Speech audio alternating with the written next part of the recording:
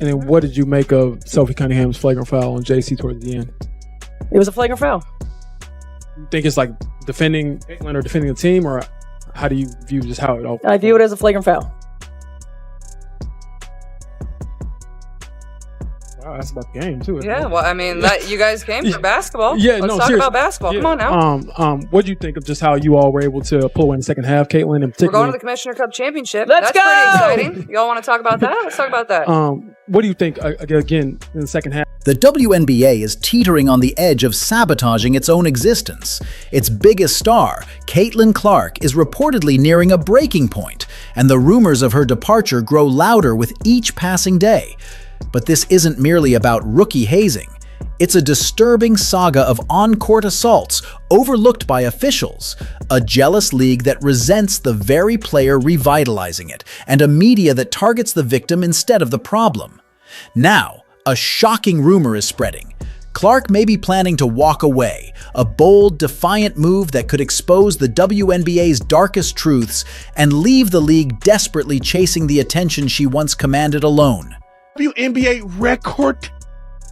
This is her second season. And you put the numbers together, that's like 10 seasons. That girl did it in 10 seasons. That means she had one a season. Caitlin Clark is... when Caitlin Clark gets to 10 seasons, she's going to have 100 of these. And y'all can't get a girl her roses. Now, I don't like the fact that she be getting woke because she don't want all these lesbians to be mad at. At the end of the day, is the woman putting in the work, she's putting in the work. To understand why leaving is even being considered, you have to first recognize the massive scale of Caitlin Clark's impact. The numbers don't just tell a story, they shout it from the rooftops. Before Clark, the WNBA was a niche league struggling for attention.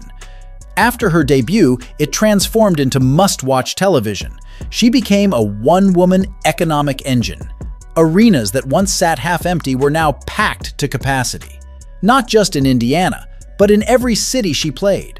Opposing teams were forced to relocate games to larger NBA arenas just to handle the tidal wave of fans drawn to watch her in action. This is all going according to plan. This is ideal. Caitlin Clark is holding up her end by being awesome and by being a trash-talking jerk on the court. Love it. Her teammates are holding up their end by having her back.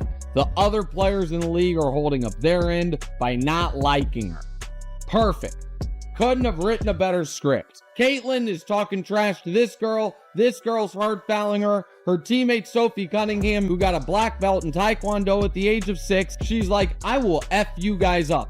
All of it's great, and Caitlin's a killer. 10 out of 10, no. Her jersey became the top selling of any athlete across all sports the moment it was released. The league's viewership on major networks surged by triple-digit percentages. But the most revealing statistic came during a brief injury absence. WNBA viewership nosedived by an astonishing 55%. Let that sink in. One player sits out, and over half the league's total TV audience disappears. Caitlin Clark isn't just a valuable team member, she is the market. She's single-handedly driving the league's revenue, funding her opponents' paychecks, and yet many of those same players seem to resent her for it. Caitlin Clark is driving the WNBA insane. It's to the point that she may need to step away from the WNBA, have a billionaire come in that has the money to prove a point, and say, Caitlin, I'll pay you $50 million just to see if the WNBA can make it without you. Let's go create a completely different league and expose the hell out of the WNBA just to embarrass this Angel Reese girl that Jameel Hill just said she could go down as a Michael Jordan of WNBA. Yeah. But despite all the money and attention she brought to the league, her introduction felt less like a red carpet rollout and more like an ambush in a dark alley. It became evident early on that opposing teams had adopted one clear defensive tactic: test how much physical punishment she could take before she snapped. This wasn't just gritty basketball, it was a coordinated effort. Every game turned into a montage of hip checks, off-ball shoves, and aggressive closeouts that bordered on outright assault. The most blatant example came when Marina Mabrey infamously shoved Caitlin with a full-body hit, sending her flying nowhere near the ball and completely disconnected from the play. Well, I will say this. When Caitlin Clark was out, they lost 55% of their viewership. So, like, basically, Caitlin Clark is paying all their salaries. Pretty much. I mean, at the end of the day, you can hate her as much as you want, but she's brought in millions of fucking dollars. So you should be kissing her ass. And that kind of defeated the purpose of Angel Reese's argument of she's like, hey, it's not just Caitlin Clark that is bringing all the viewership to the WNBA. It's like, well, it definitely is. It's like it kind of proved that with the viewership rating being down, that she significantly increases viewership. They try so hard to compare her to Caitlin Clark. They try. So It was the kind of move you'd expect in a hockey game, not on a basketball court. Yet through all of it, Clark's response was perhaps the most frustrating part for her critics. She didn't retaliate, didn't whine, didn't even flinch. She simply got back up, brushed herself off, and kept playing. Her calm and control weren't viewed as maturity, they were twisted into arrogance. And that perception only stoked the flames, leading to even more aggressive hits. The message was unmistakable. You will not outshine us, and if we can't beat you with skill, we'll try to break you with force.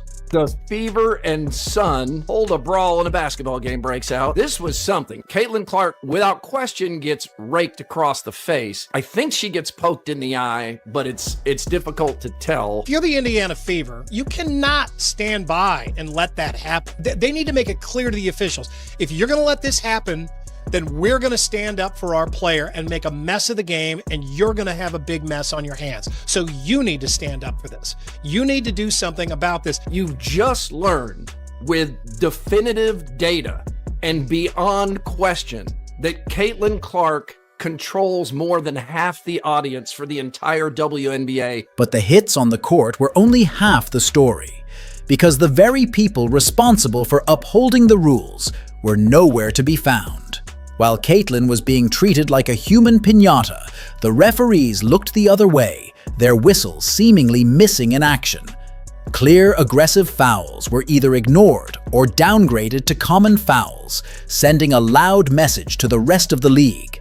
It's open season. Meanwhile, the WNBA front office, the one entity that should have protected its biggest asset, stayed eerily silent. They were faster to issue statements about dress code violations than to address the systematic targeting of the star player who was carrying the league.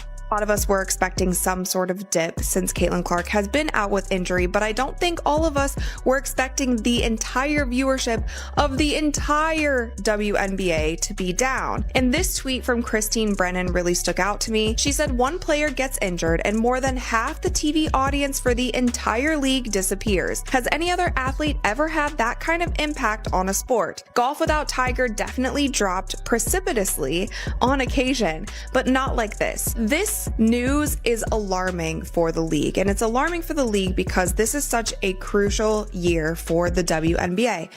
This baffling lack of action sparked a fan-driven movement online, the Protect Caitlin Clark campaign.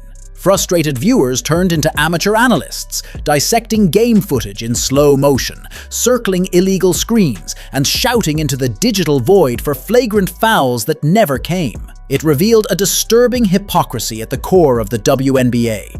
They wanted her marketing power, her ticket sales, and her record-breaking TV ratings, but weren't willing to give her the most basic protection granted to any other player. This wasn't just a failure of oversight. It felt deliberate, like a silent endorsement of the on-court hazing she was being forced to endure.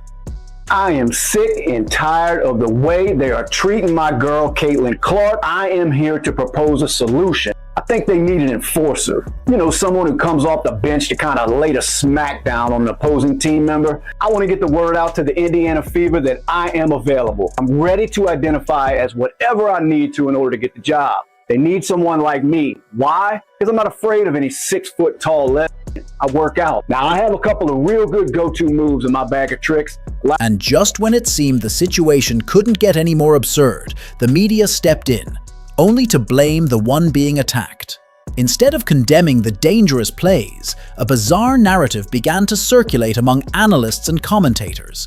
The aggression, they claimed, was Caitlin's own doing.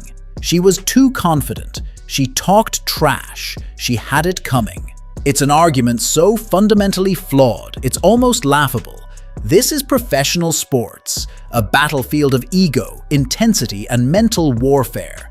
Michael Jordan was a legendary trash talker. Larry Bird made a career out of breaking opponents mentally before the opening tip. But somehow, when Caitlyn plays the same game, she's the one at fault. Oh, it's this shit I don't like. A snitch, nigga, it's that shit I don't like. You know, they get into it a bit here. Lexi Holdown gets it. Oh, bitch, nigga. Sheldon's face. Caitlyn Clark hits the deck. Sneak decides that's that shit I don't like. Sheldon and Cunningham are getting into it. A snitch, nigga, that's that shit I don't like. Caitlyn Clark with a few words with JC shot it. Their antics are celebrated, immortalized as signs of greatness and competitive fire. But when Caitlyn Clark does the same, she's suddenly accused of violating some unwritten rule that supposedly justifies physical retaliation. This glaring double standard has been infuriating for fans to witness. Commentators would go to absurd lengths to defend blatant fouls, dissecting Caitlyn's posture or attitude as if she somehow provoked the contact. It was like blaming a mailbox for being hit by a drunk driver. The message couldn't be more twisted or more clear. In the WNBA, if you're a confident woman who performs at the highest level, you somehow deserve whatever punishment comes your way. Caitlyn Clark has decided to quit the WNBA and move on and go play over in Europe. I do not blame her. I applaud it. I say do it. Get as far away from the WNBA as you can. Let that league sink. Okay? Do not help them. Caitlyn, get away. I believe you could create your own league. Okay? You could be the fucking player that creates whatever, the next professional women's basketball league. Let this one just go and let Caitlyn try to build the next WNBA. But this toxic environment wasn't just coming from opponents. It felt embedded in the very culture of the league's veterans. The word of the day became gatekeeping, a bizarre and self-defeating crusade by some players who believed Caitlyn Clark hadn't earned her stripes. Earned what, exactly? She was already the most recognizable and influential player in the league, generating more revenue and attention in a matter of months than some franchises had in decades.